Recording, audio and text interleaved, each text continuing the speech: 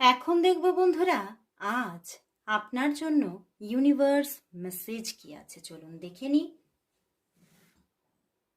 আজ আপনার জন্য ইউনিভার্স মেসেজ কি অবশ্যই বলবো। প্রথমেই আপনারা কমেন্টসে thank you God, thank you universe type করুন। তো দেখে নিচ্ছি আজ আপনার জন্য ইউনিভার্স মেসেজ কি আছে। আজ আপনার জন্য ইউনিভার্স মেসেজ কি।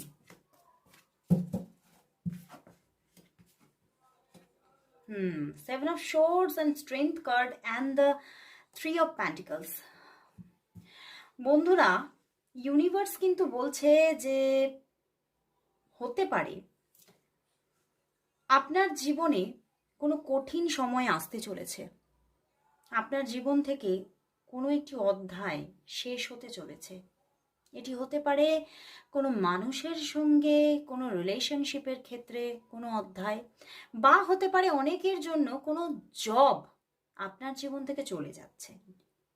বাট সেই জায়গা থেকে কিছুটা সময় একটি স্ট্রাগল অনুভব করলেও বিশ্ববিধাতা কিন্তু বলছে উনি আপনার সঙ্গেই আছেন।